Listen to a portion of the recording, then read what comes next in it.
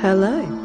Welcome to Apocalypse Now, the podcast where we dive into some of the most devastating environmental disasters in history and explore how we can prevent them from happening again. I'm Holly Stower, an environmental researcher who has worked with major companies to solve real-world sustainability challenges with technology.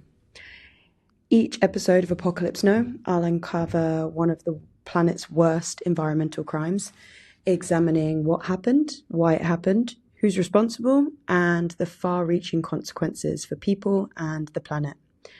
Then, in the following episode, we'll shift from disaster to solutions, the apocalypse to the now, exploring how innovation, policy, and you can help rewrite the story and highlight how far we are from being utterly apocalypsed. So I've spent the last few weeks researching to bring you the next disaster. And it's the fourth time that this disaster has happened, and it's still ongoing to this day.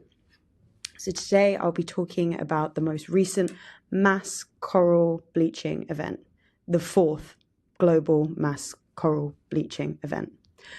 And I've kind of nerded out on corals for this episode, but my God, are they little wonders. So here's why this event is such a disaster, and it's kind of hard to pin responsibility on anyone, but I'm going to try. So, higher temperatures due to climate change are causing ocean acidification, which in turn is killing precious corals around the world. Coral reef habitats, although covering less than 1% of the ocean floor, support 25% of all marine species. And these bleaching events are getting ever more frequent, reducing corals' resilience and their ability to bounce back, and they're ultimately dying. We may lose this precious habitat and all the organisms that it supports, with the apocalyptic scenario being a mass ocean extinction event, which in itself will see the permanent loss of marine species and biodiversity loss, as well as natural coastal flood protection. And in turn, this will catalyze reduced fishing stocks, coastal erosion, loss of tourism opportunities and income, as well as loss of livelihood, food insecurity, and the cultural and spiritual loss of these really special places. So why is coral so cool? So coral creates some of the most diverse ecosystems in the world. Coral is a super unique organism. It's colonial. So when you look at one coral, it looks like one single organism. Well, it actually looks like a rock, but it looks like one single organism or even a plant. In fact, it's a large colony of small organisms. And these organisms are individual animals called polyps. They have a mouth, a digestive tract, and tentacles to enable them to sting and catch prey, which is zooplankton and sometimes small fish.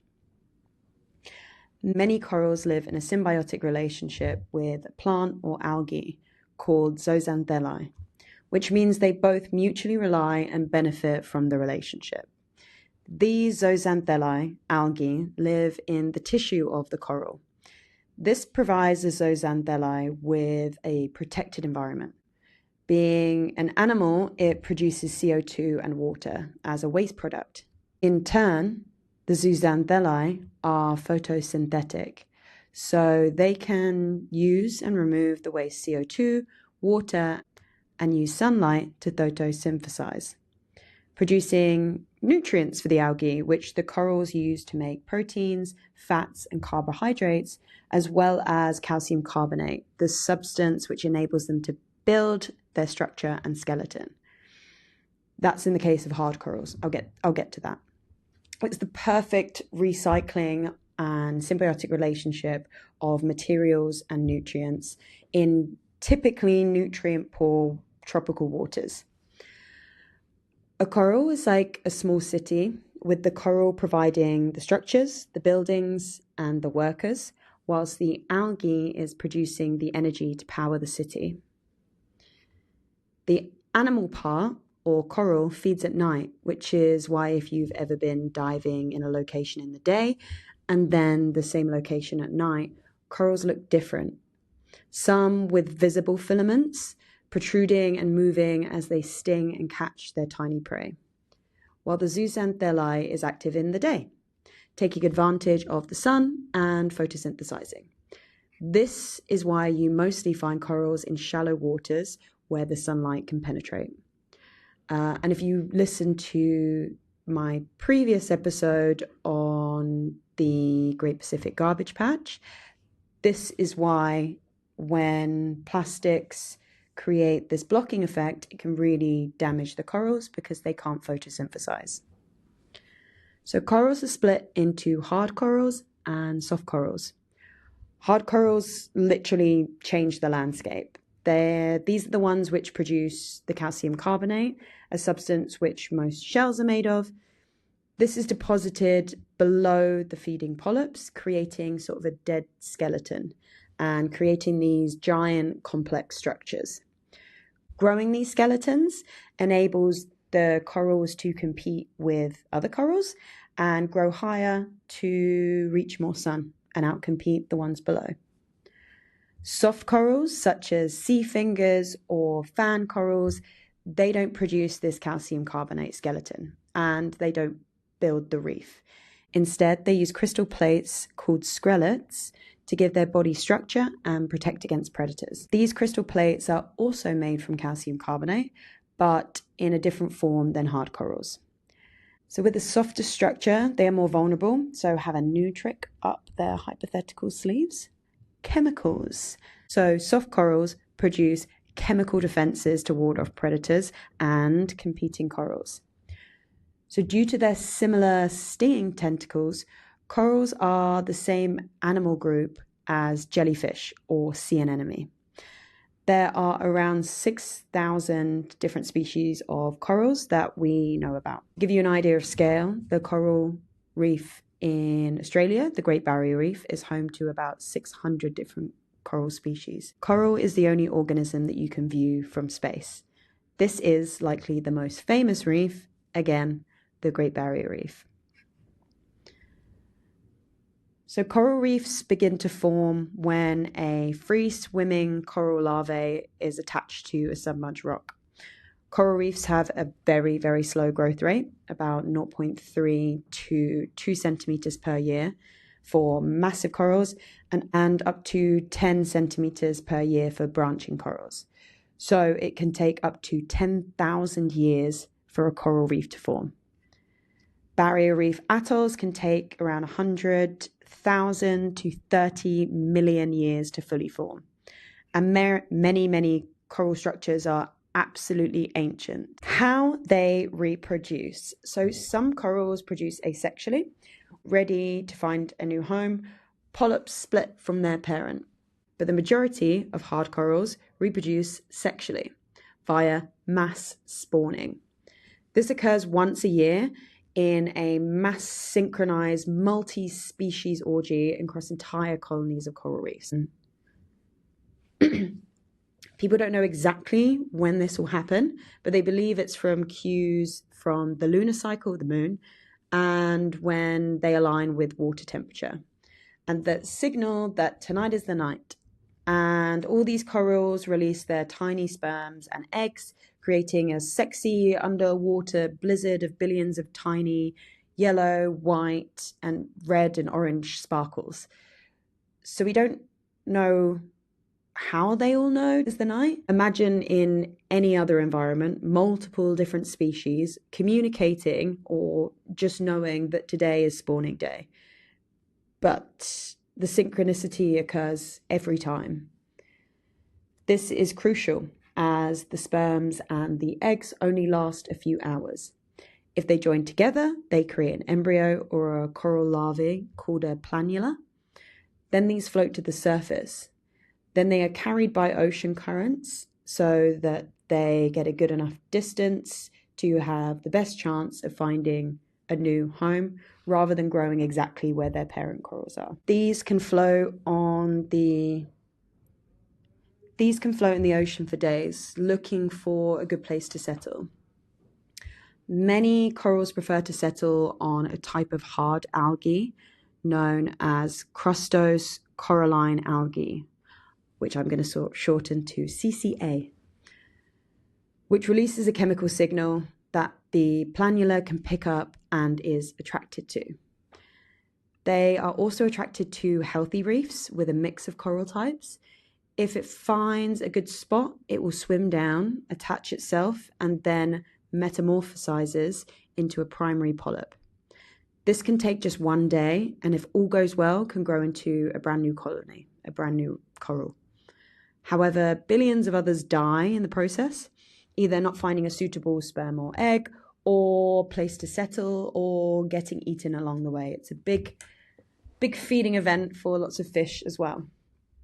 So after the excitement of the big full moon orgy, the new colonies are ready to settle down and seek out real estate, looking for healthy environments, rich in diversity, to set up house and build more reef. But now these new colonies must keep up with the Joneses, and the competition is fierce. Like many developing metropolitan cities, having initially selected for diversity, the gentrification begins. Or, more accurately, the speciesism begins, with neighbouring corals fighting each other for dominance. But this is no normal turf war. Picture The Purge meets Alien. So some corals thrust sting-like filaments from their stomachs into competitors to digest them.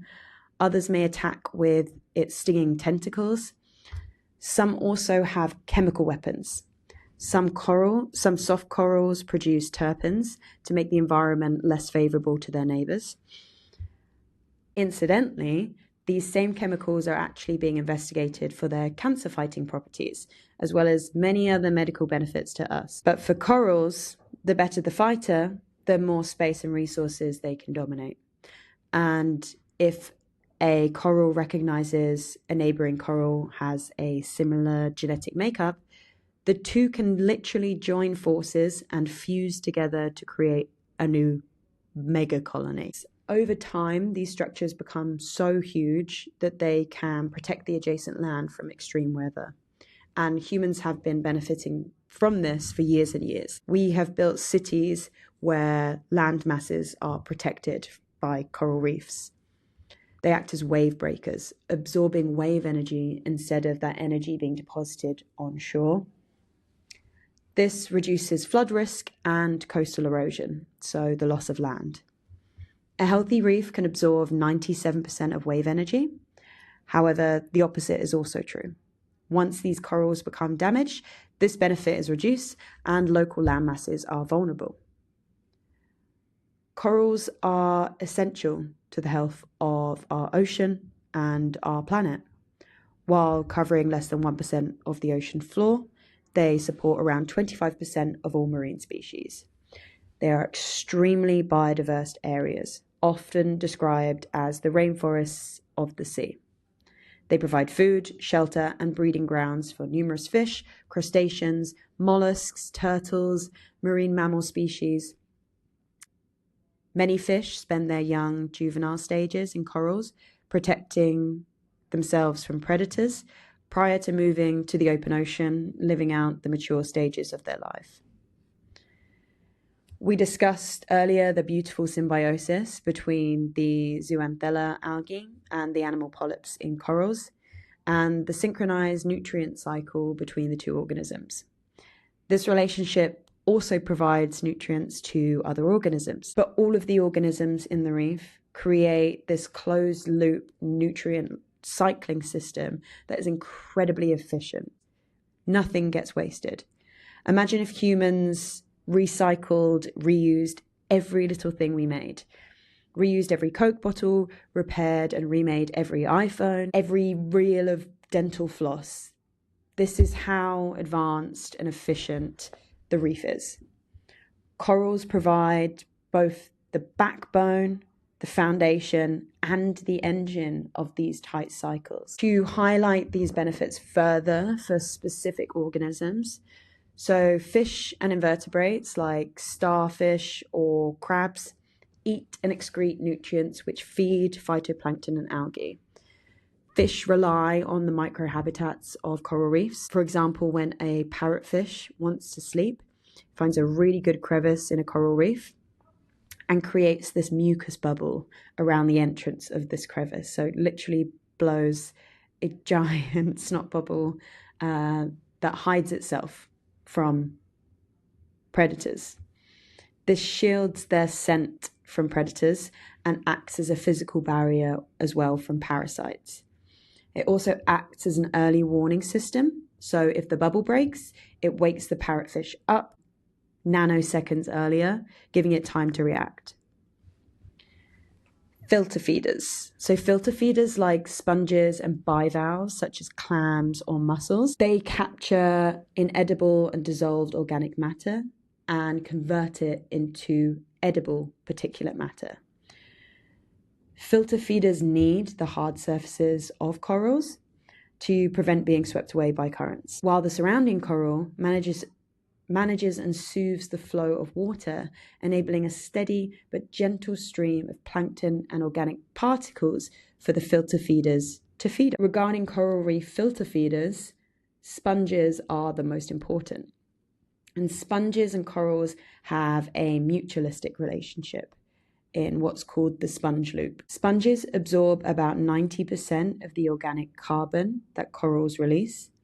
This in turn cleans and filters the water, which would otherwise block sunlight from reaching the photosynthetic corals.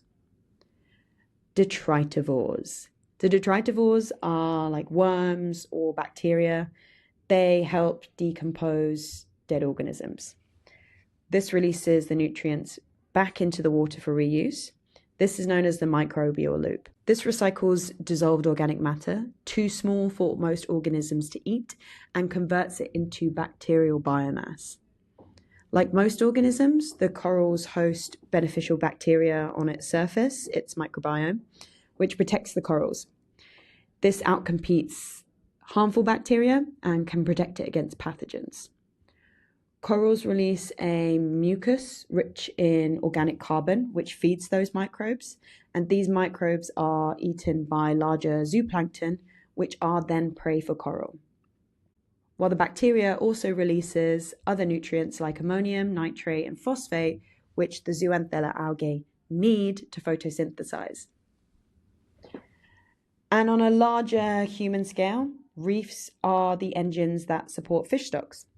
From the 52 million people who rely on subsistence fishing to the 113 million people involved in small-scale fisheries, up to the $5.7 billion made annually from fishing for the global economy. Annual net benefits from healthy coral ecosystems are estimated to be around 30 billion annually across fishing tourism, livelihoods, and employment. I am a frequent scuba diver and just finished a bunch of courses to be able to teach diving. From experience, the majority of this economy is centered around the reefs. People want to dive to see marine life. They envisage bright colors, rich diversity of fish and corals, and the highlights of dives, maybe spotting a turtle, or this magical, serene moment where 3 schools of fish converge. But when you're on a dive boat, people are talking about a lot about the big stuff, and the big stuff can only be there if the coral reefs are there.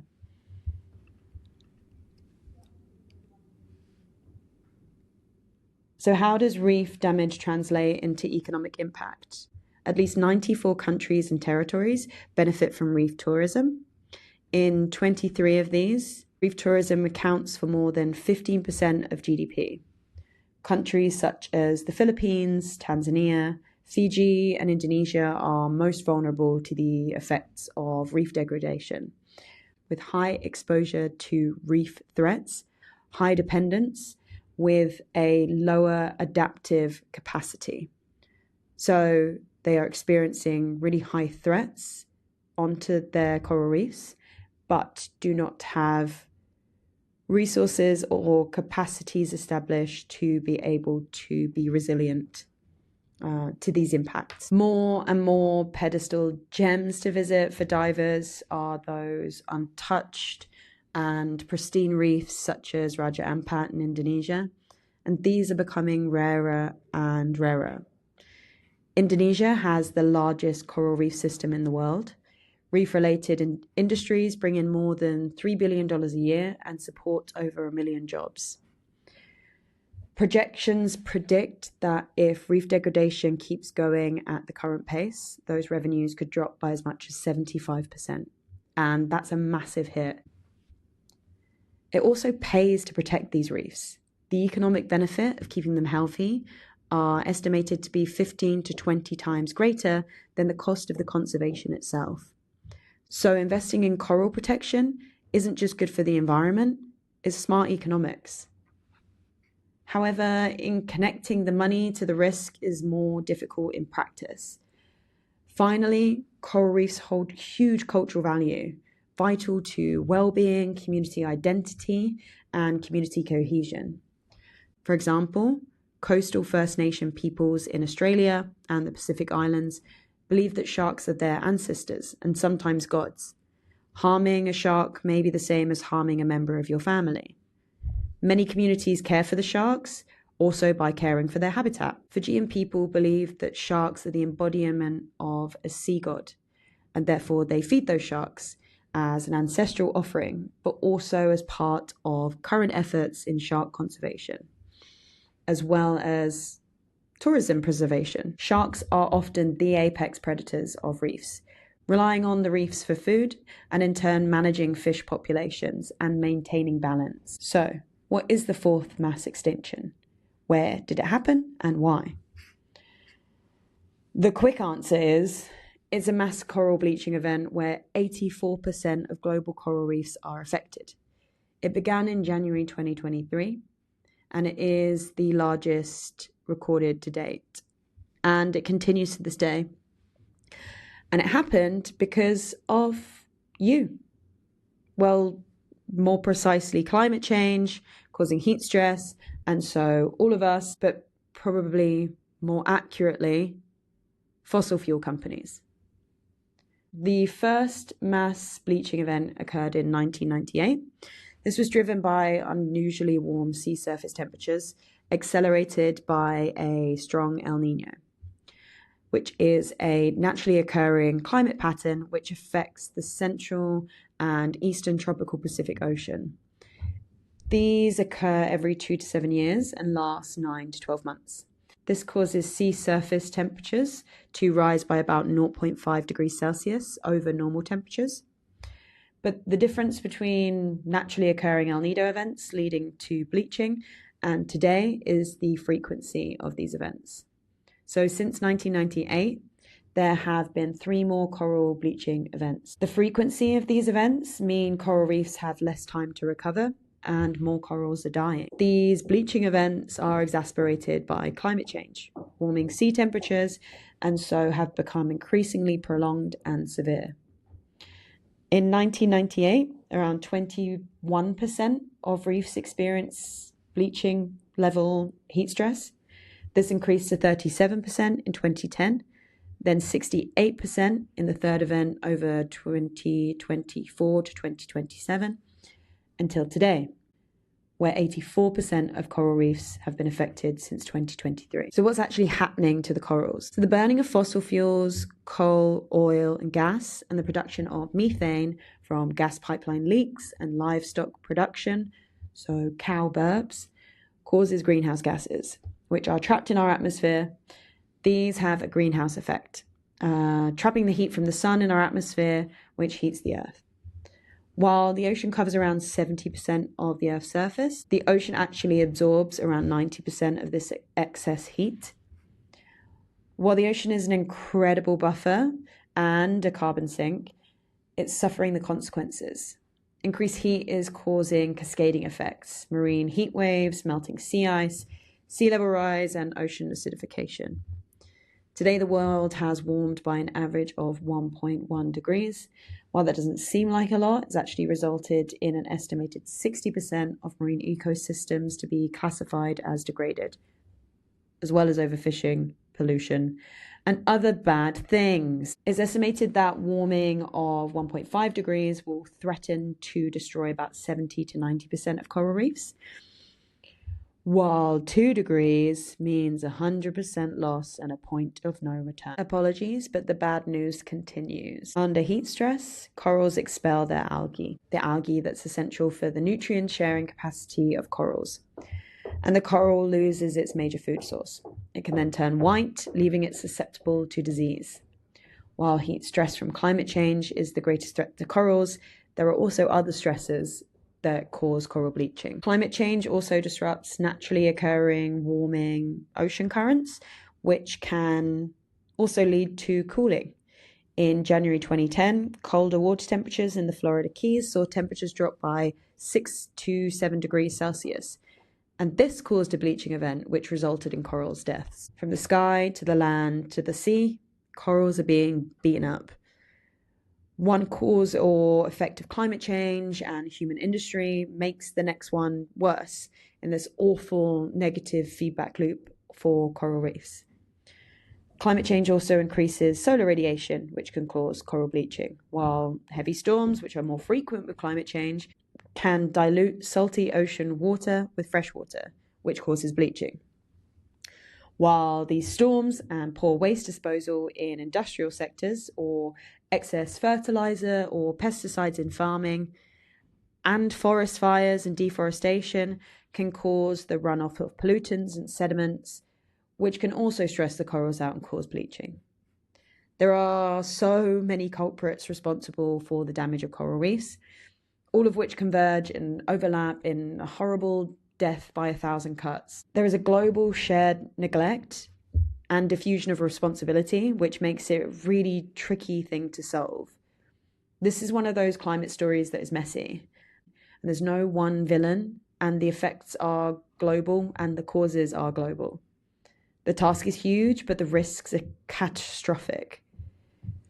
So before we all expel our own algae, there are promising technical and practical solutions and some beautiful examples of community management which counters this shared neglect. These I'll look in the next episode, such as coral gardening to quickly regrow reefs, or solutions to protect the reef during bleaching events, such as cloud seeding, which is literally creating clouds from chemicals which can block the sun from the reefs and prevent solar radiation, as well as prevent the excess heat. I will go into all of that, and we will leave feeling a lot more optimistic about these solutions. But I really wanted to spend the time to talk about how precious these ecosystems are, how unique they are, how weird and wonderful and fascinating that coral reefs are. And it is important to understand a lot of the life stages so you can understand how a lot of the solutions fit in better. So I'd love to hear your thoughts, whether it's feedback on this episode, questions you'd like answered, or even personal experience with a bleaching event or a solution that you've been involved with. So you can reach out on Instagram at apocalypsenope, or leave a comment wherever you're listening. I'd really appreciate it if you could rate and subscribe. It helps more people find the podcast. I'm Holly Stower. This is Apocalypse Now. And remember, stopping the apocalypse starts with understanding where it begins.